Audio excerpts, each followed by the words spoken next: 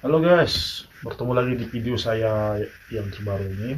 Eh, Perkenalkan sebelumnya yang baru mampir ke channel saya ini, nama saya Francisco Luman Raja. Saya saat ini bekerja di Jepang, tempatnya yang kuliah. Eh, Video kali ini saya ingin membahas tentang salah satu tindak kriminal yang dilakukan seorang pria Jepang kepada streamer streamer cewek di Jepang. Dia melakukan tindak kriminal itu seperti penikaman sebanyak 30 kali hingga si korban tewas di tempat. Jadi kejadian ini, kalau kalian pengen tahu apanya, mungkin saya kurang detail menjelaskan detail kejadiannya. Kalian bisa lihat nanti di TikToknya, atau nanti saya letakkan di sini link TikToknya. Kalian bisa lihat di sini, ada terjemahan bahasa Indonesia juga, ya kan? Jadi saya ceritakan dulu ringkas cerita kejadian yang dilakukan pelaku ini kepada korban. Eh, Kronologi singkatnya ini, eh, sekitar Desember 2021, pelaku dan korban itu kenalan melalui streaming. Jadi mereka itu kenalan melalui streaming si korban, dan dari September 2022 pelaku mengklaim telah meminjamkan sekitar 2,54 juta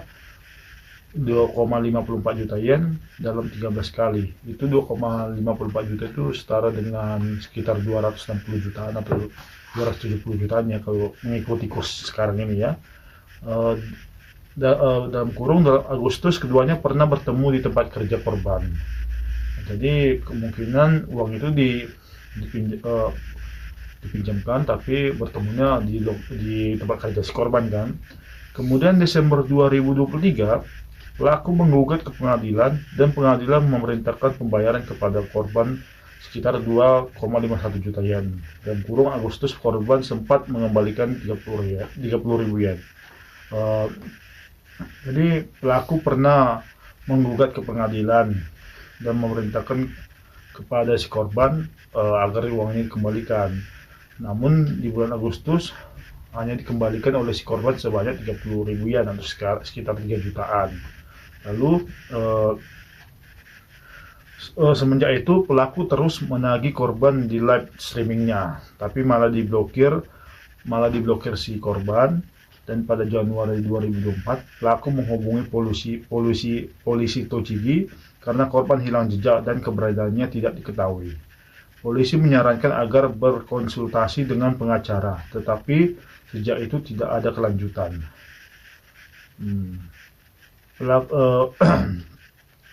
Terus semenjak kejadian itu dia nggak pernah ada korban, nggak ada pernah bisa dihubungi lagi ya. Kalau nggak salah dia, dan kalau nggak salah siapa juga si tersangka ini diblokir si korban karena terus menagihkan. Ya memang sih wajarnya, itu utang memang harus dibayar, apalagi 2,51 juta yen itu kan. Karena itu di Jepang itu, kalau di perusahaan Jepang itu, kalau gaji karyawan Jepang itu sebulan kita bikin aja itu sekitar 300 ribu yen. Jadi kalau sekitar 2,51 juta yen itu sekitar gaji 9 atau 10 bulan di Jepang ya. Jadi ya memang harus dibayar sih. Terus tidak ada kabar. Pelaku mengetahui lokasi korban dari cuplikan live streaming korban yang mengumumkan akan berjalan-jalan sekitar Yamanote Seng. Lalu pelaku berangkat pagi-pagi di hari kejadian dari Tochigi ke Tokyo dan mengidentifikasi keberadaan dari live streaming tersebut hingga akhirnya aksi nekat itu dilancarkan. Jadi dia mungkin mendapat cuplikan live streaming si korban. Mungkin dia mau buat akun baru, coba melihat mungkin dia buat akun baru, dia memfollow si korban. Jadi mungkin ada tampilannya si korban di situ, mungkin buat story dia akan mau live di posisi ini, atau mungkin dia akan atau dia live di situ kan. Jadi si tersangka pun berangkat dari pagi-pagi mungkin ke lokasi yang apakah yang dikatakan si korban yang akan dilap di situ. Terus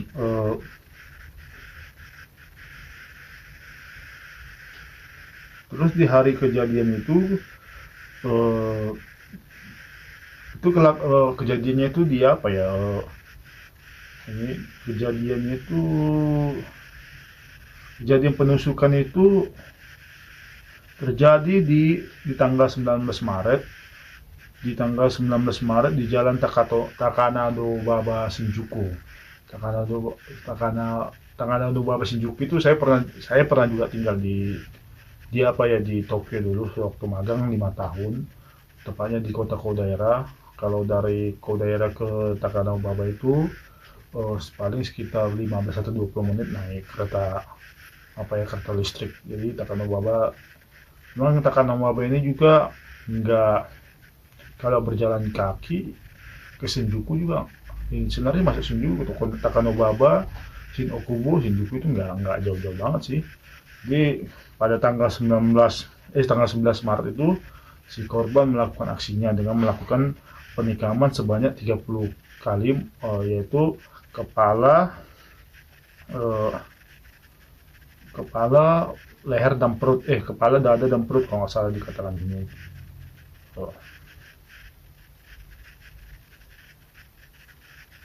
Dulu ya. Dia melakukan penikaman secara brutal sebanyak 30 kali di bagian kepala, leher, dan perut pada tanggal 11 Maret itu.